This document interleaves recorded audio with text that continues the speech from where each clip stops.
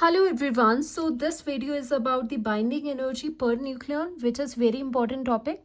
So यहाँ पर binding energy per nucleon का मतलब क्या हुआ? Binding energy per nucleon, which is represented by EBN, is the ratio of binding energy EB of a nucleus to the number of nucleons A in that nucleus. वैसे भी आपको यहाँ से पता है क्या बोला जा रहा है, बाइंडिंग एनर्जी है पर न्यूक्लियन है. अब नंबर ऑफ न्यूक्लियंस क्या हो गए? न्यूक्लियंस क्या होते हैं? Nucleons are the number of protons plus number of neutrons, तो उसको कलेक्टिवली आपका न्यूक्लियंस कहा जाता है. तो न्यूक्लियंस में क्या होगा आपको पता है, मास जो नंबर होता है ए, वो क्या रिप्रेजेंट करता है? वो रिप्रेजेंट करता है कि कितने न्यूक्लियस में कितने नंबर ऑफ न्यूक्लियंस है. ओके, सो दैट मीन्स अगर हम बाइंडिंग एनर्जी को, दैट मीन्स ई बी को, बाइंडिंग एनर्जी को डिवाइड कर दे with the number of nucleons, total number of nucleon जो कि ए है, mass number, so now we will get the binding energy per nucleon easily. E B N आपका हो जाएगा binding energy per nucleon. And जो ज़्यादा important term है वो है binding energy per nucleon rather की सिर्फ बाइंडिंग एनर्जी. आपका बाइंडिंग एनर्जी पर न्यूक्लियन बहुत ज़्यादा इंपॉर्टेंट है और ये डायरेक्टली कनेक्टेड है with the stability of the nucleus. आप ई बी एन की वैल्यू से पता लगा सकते हो कि कौन सा न्यूक्लियस ज़्यादा स्टेबल है. जितनी ज़्यादा ई बी एन की वैल्यू होगी उतना ज़्यादा न्यूक्लियस आपका स्टेबल होगा, राइट. नाउ तो हमने यहाँ पे रिलेशनशिप भी कर दिया. इट इज़ द एवरेज, एक तरह से देखा जाए क्या है कि it is the average energy, क्योंकि आपने एवरेज कर दिया, डिवाइड कर दिया नंबर से. So this is a kind of average energy per nucleon needed to separate a nucleus into its individual nucleons. वैसे भी आपको पता है जो बाइंडिंग एनर्जी होती है वो क्या होती है? बाइंडिंग एनर्जी वो एनर्जी है जितनी आपको रिक्वायर्ड एनर्जी है सो दैट आप न्यूक्लियंस को एक दूसरे से अलग कर दो, इंडिविजुअल न्यूक्लियंस आपको मिल जाए. यानी कि न्यूक्लियस को तोड़ के इंडिविजुअल अगर न्यूक्लियंस आपने निकालने हैं तो उतनी अमाउंट ऑफ एनर्जी है आपकी.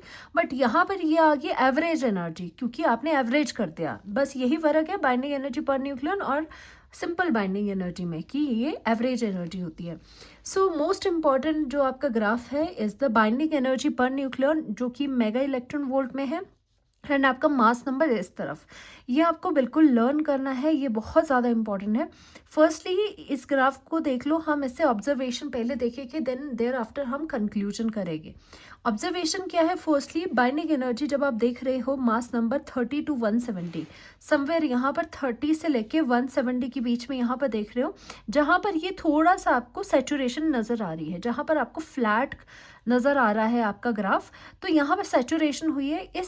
इस पॉइंट की बात हो रही है. यहाँ पर binding energy per nucleon is practically constant, that is practically independent of the atomic mass for nuclei of middle mass number. यानी कि जो न्यूक्लियाई जिनके मिडल मास नंबर है, यानी कि मिडल का मतलब जो मास नंबर 30 से लेके 170 है, उसमें देखा गया कि जो बाइंडिंग एनर्जी पर न्यूक्लियन है वो ए यानी कि मास नंबर पे डिपेंड ही नहीं कर रही है, वो प्रैक्टिकली हमें कांस्टेंट जैसी नज़र आ रही है. जैसे यहाँ पर आप देख सकते हो कि आपको ये वाली चीज़ कांस्टेंट सी नज़र आएगी. ओके, बिल्कुल ही आपको फ्लैट सी नज़र आ रही है. तो ये वाला लर्न कर लो कि ए 30 से लेके 170 तक जो बाइंडिंग एनर्जी पर न्यूक्लियन है वो almost remain constant. Okay, that means वो ए पे डिपेंड नहीं कर रही है. और इस कर्व से हमने देखा सबसे ज़्यादा जो मैक्सिमम वैल्यू है वो भी आपको लर्न करनी है, किसकी है? वो आयरन की है. ओके, वो कितनी है? The curve has maxima of 8.75 mega electron volt और वो आयरन का है. For A is equal to 56, जो किसका है? जो आपका आयरन का है. ये आपको लर्न करना है. And has a value of 7.6 mega electron volt for A is equal to 238, जो कि आपका यूरेनियम है. ये वैसे ही आपको क्योंकि यूरेनियम भी इम्पॉर्टेंट है एंड आयरन तो इम्पॉर्टेंट है क्योंकि इसकी मैक्सिमम वैल्यू है, तो आपको इन चीज़ों की वैल्यूज़ लर्न करनी है. जो ये यूरेनियम है उसकी वैल्यू गिवन है आपको, और जो आयरन है आयरन की लर्न करनी है, क्योंकि सबसे ज़्यादा जो बाइंडिंग एनर्जी पर न्यूक्लियन होती है वो आयरन की रहती है, राइट. फर्स्ट ऑब्जर्वेशन ये थी कि आपका ये मैक्सिमम है और यहाँ पर क्या है? एक फ्लैट सा आपका यहाँ पर दिखाई दे रहा है, यानी कि सैचुरेशन दिखाई दे रही है. Next is the binding energy per nucleon for lighter nuclei, like जैसे आपका प्रोटियम आ गया, deuterium, tritium is less, therefore they are less stable. देखो यहाँ से आपका ड्यूटीरियम एंड ट्रिटियम आ गया, जो स्मॉलर न्यूक्लियाई है. जो लाइटर न्यूक्लियाई है जैसे कि ये वाले, तो देख लो आप क्या है बाइंडिंग एनर्जी, अगर देख लो तो देखो कितनी कम है, आयरन की कितनी ज़्यादा है यहाँ ऊपर, और ये जो लाइटर न्यूक्लिया है उनकी बाइंडिंग एनर्जी पर न्यूक्लियन बहुत ज़्यादा कम है। तो हमें यहाँ पर वैसे कंक्लूजन में हम करेंगे कि जितनी ज़्यादा बाइंडिंग एनर्जी होती है उतनी ज़्यादा स्टेबिलिटी होती है। तो देखा गया जिनकी बाइंडिंग एनर्जी पर न्यूक्लियन कम थी, लाइटर वंस की, वो लेस स्टेबल थे, right, therefore they are less stable. There are some sharp peaks corresponding to, जैसे हीलियम, कार्बन एंड ऑक्सीजन की शार्प पिक्स आपको देखने को मिल रही है, जैसे हीलियम, कार्बन एंड ऑक्सीजन की शार्प पिक नज़र आ रही है। देन देयर कॉरस्पॉन्डिंग नेबर्स, जैसे इसका नेबर ये हो गया, इसका नेबर ये हो गया, इसका नेबर ये हो गया।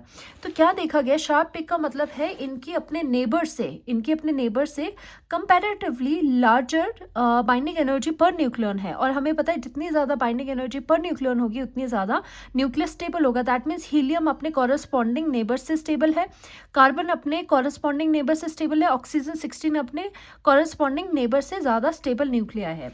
सो यहाँ पर these are comparatively more stable than their neighbouring nuclei. एक ये ऑब्जर्वेशन थी। Then there is binding energy curve has a broad maximum in range A is equal to 30, A is equal to 170। देखो यहाँ पर अगेन वही बात होगी कि जहाँ पर आपको सेचुरेशन फर्स्ट पॉइंट में भी याद आया था कि जहाँ पर आपको सेचुरेशन दिखाई दी थी कि मतलब एकदम से फ्लैट है, वही बात यहाँ पर बोल रहे हैं कि A इज इक्वल टू 30 से 170 में binding energy curve has a broad maxima in range, यानी कि वो मैक्सिमा वैल्यू है, यानी कि मैक्सिमम ऊपर ही है, यानी कि जो कर्व है आपका वो नीचे ज़्यादा नहीं गिरा है, ऊपर ही है, कर्व फ्लैट हुआ हुआ है, यानी कि सेचुरेशन आई है पर वैल्यू आपकी क्या है, ज़्यादा ही है। ओके, सो यहाँ पर 30 से लेके 170 तक ऐसे देखा गया। और एवरेज एनर्जी 30 से लेके 170 तक कितनी रह रही है, यहाँ से यहाँ तक आपकी 8.5 मेगा इलेक्ट्रॉन वोल्ट देखी गई, जो कि एक सेचुरेशन कर्व में आ रही है। यानी कि इन 30 से लेके 170 जो मास नंबर वाले न्यूक्लिया है उनकी जो EBN है, यानी कि बाइंडिंग एनर्जी पर न्यूक्लियन है, वो ऑलमोस्ट कांस्टेंट ही रह रही है, ऑलमोस्ट 8.5 मेगा इलेक्ट्रॉन वोल्ट के बराबर रह रही है। ओके, और अगेन आयरन की कितनी है, 8.8 मेगा इलेक्ट्रॉन वोल्ट के करीब है, जो हमने पहले भी करा था। And next is EBN, that is the binding energy per nucleon is lower for both light nuclei, जो 30 से कम वाले एटॉमिक मास के न्यूक्लियाई हैं, और हैवी यानी कि जो 170 से ऊपर है, उनके लिए भी मच लोअर रह रही है। क्योंकि आप देख सकते हो कि जो आपके 30 से नीचे है, जैसे ये है आपके 30 से नीचे हैं, उनकी बाइंडिंग एनर्जी भी ऑलमोस्ट कम ही रह रही है इन कंपैरिजन विद जो आपके A इज इक्वल टू 30 से लेके 170 के बीच में रहेंगे। आपको बताया जा रहा है 3 चीज़ें इसमें है कि 30 से लेके 170 के बीच में जो एवरेज एनर्जी है वो थोड़ी मैक्सिमम रह रही है, वो 8.5 रह रही है, और इसमें भी सबसे ज़्यादा किसकी वैल्यू है, आयरन की है, that is 8.8 mega electron volt. जो आपके A is equal to A 30 से आपके कम है, या फिर A जो 170 से ऊपर है, उनके कंपैरेटिवली आपकी क्या है, कम EBN की वैल्यू देखने को मिली है। ये जस्ट ऑब्जर्वेशन है। अब ये जो ऑब्जर्वेशन है इसके क्या एक्सप्लेनेशन है वो हम देखते हैं। अब आपका यहाँ कंक्लूजन क्या आता है, कंक्लूजन फ्रॉम अबव ऑब्जर्वेशंस क्या है, the force is attractive and sufficiently strong to produce a binding energy of a few mega electron volt per nucleon. देखा गया है कि आपका जो बाइंडिंग एनर्जी पर न्यूक्लियन है वो क्या बता रहा है, एक एवरेज एनर्जी है जो बता रही है कि न्यूक्लियस जो है न्यूक्लियस के अंदर वो कितने स्ट्रांगली बाइंड है। तो वो इतनी जो आपकी ये बाइंडिंग एनर्जी पर न्यूक्लियन है वो एक अट्रैक्टिव आपकी फोर्स है, वो एक अट्रैक्टिव आपकी फोर्स कहेंगे इसे, जो कि बहुत स्ट्रांग है, सो दैट आपके न्यूक्लियस इकट्ठा रहे हैं। तो वही बात होगी, यहाँ से हमें ये पता चला कि जितना ज़्यादा बाइंडिंग एनर्जी पर न्यूक्लियन होगी उतना कोई न्यूक्लियस स्टेबल होगा, क्योंकि न्यूक्लियस उतने ज़्यादा इजीली, उतने अच्छे से स्ट्रांगली आपके हेल्ड टुगेदर हो गए, right. So the second is the constituency of the binding energy in range, जो हम बार बार बात कर रहे हैं कि A 30 से लेके 170 तक हम देख रहे हैं कि इनमें बाइंडिंग एनर्जी पर न्यूक्लियन ज़्यादा है, और कितनी है, ऑलमोस्ट सेम ही कांस्टेंट वैल्यू रह रही है, एक सैचुरेशन आ रही है। जब आपने देखा होगा कर्व को, यहाँ पर थोड़ी सी सैचुरेशन आ रही है, ओके। और वो एवरेज वैल्यू कितनी बताई थी आपकी, 8.5 के बराबर बताई थी। इज द कॉन्सिक्वेंस, अब ऐसा क्यों हो रहा है उसको एक्सप्लेन कर रहे हैं, is the consequence of the fact that nuclear force is short range. ये रीज़न है कि न्यूक्लियर फोर्स जो आपके न्यूक्लियस के अंदर लग रही है उसका नेचर होता है शॉर्ट रेंज की। ये आपकी फोर्सेस होती है, हम न्यूक्लियर फोर्सेस में भी करेंगे ये बात कि जो न्यूक्लियर फोर्सेस होती है वो शॉर्ट रेंज ऑर्डर की होती है। इसका मतलब क्या हो गया शॉर्ट रेंज का, समझो। न्यूक्लियर जो आपकी न्यूक्लियर फोर्स होती है only works over a very short distance. ऐसा नहीं होता कि इसमें जो एक न्यूक्लियन है वो बहुत ज़्यादा दूर वाले न्यूक्लियन के साथ भी अट्रैक्टिव फोर्स रखेगा, ऐसा नहीं है। जो आपकी न्यूक्लियर फोर्स न्यूक्लियंस के बीच में लग रही है वो बहुत शॉर्ट रेंज है, यानी कि a nucleon interacts only with its nearest neighbour. वो जो न्यूक्लियन है वो नियरेस्ट नेबर के साथ ही इंटरेक्ट करेगा, ज़्यादा दूर के साथ नहीं करेगा। सो यहाँ पर क्या है, सपोज करिए ये आपकी न्यूक्लियस है, उसमें न्यूक्लियंस है, और हम कह रहे हैं कि न्यूक्लियर जो फोर्स है उन्होंने न्यूक्लियर फोर्स ने इन सबको इकट्ठा रखा हुआ है।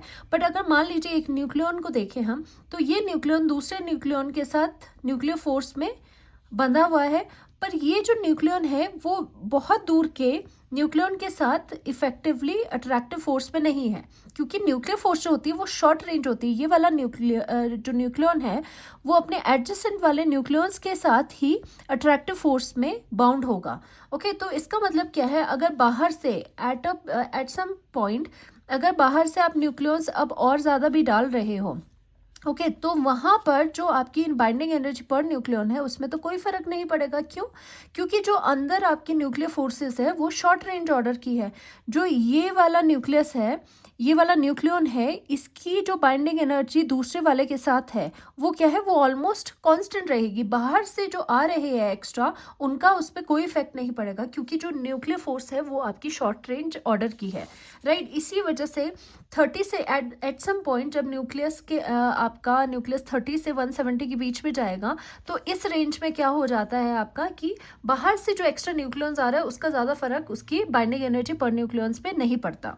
Even if we add more nucleons, इस सिचुएशन में if we add more nucleons, a nucleon inside the nucleus feels force from only a fixed number of nearby nucleons, यानी कि वो अपने नेबरिंग जो न्यूक्लियंस है उसी के इन्फ्लुएंस में रहेगा। बाहर से ऐड भी कर रहे हो तो भी उससे कोई फर्क नहीं पड़ने वाला है। इसी वजह से यहाँ पर सैचुरेशन आती है इसमें, ओके, इस रेंज में सैचुरेशन आती है।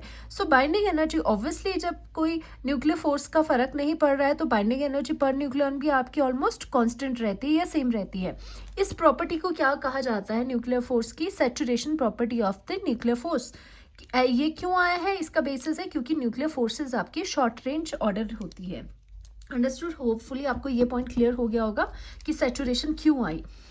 वेरी फ्यू, जैसे हमें पता है वेरी हैवी जो न्यूक्लियस थे, यानी कि मान लीजिए ए इज इक्वल टू, जैसे आपका 240 था, has lower binding energy per nucleon compared to the nucleus with A is equal to 120। जैसे आपने यहाँ पर देखा कि जैसे ए इज इक्वल टू 120 की यहाँ पर बात हो रही है, तो उसकी जो बाइंडिंग एनर्जी पर न्यूक्लियन है वो कम है देन द 120 से, ओके, देन द 120 से। ऐसा क्यों हो रहा है, जो हैवी न्यूक्लियस है हमने देखा था उसकी बाइंडिंग एनर्जी पर न्यूक्लियन कम होती जा रही थी, ओके। तो हम देख सकते हैं कि जिसका 120 है उससे भी कम है इसकी, तो ये क्या करेगा, इफ सच अ न्यूक्लियर जो कि ए इज इक्वल टू 240 वाला है breaks into two nuclei of A is equal to 120, the nucleons get more tightly bond, means binding energy per nucleon increases. देखो ये लोग क्या बता रहे हैं कि जब हमें पता है ए इज इक्वल टू, जो न्यूक्लियस आपका जिसका ए इज इक्वल टू 240 है उसकी बाइंडिंग एनर्जी पर न्यूक्लियन कम है, EBN जो है उसकी कम है इन कंपैरिजन विद जो आपका न्यूक्लियस है with A is equal to 120, उसकी जो EBN है देखी गई है वो ज़्यादा आई है। तो अब क्या होगा, जो ये हैवी न्यूक्लियस होते हैं, इसका जैसे एग्जांपल ये, जो ये हैवी न्यूक्लियस होते हैं इनकी बाइंडिंग एनर्जी पर न्यूक्लियन कम है, तो ये क्या करते हैं, ये फिजन में चले जाते हैं।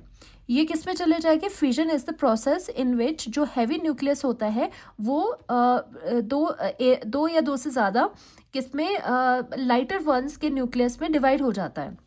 तो ये हैवी न्यूक्लियस जो है वो फ्यूजन करके दो छोटे न्यूक्लियस लाइटर न्यूक्लियस में टूट जाएगा, ऑलमोस्ट 120, जिसका ए इज इक्वल टू 120 होगा और दूसरे वाले का भी ए इज इक्वल टू 120 होगा।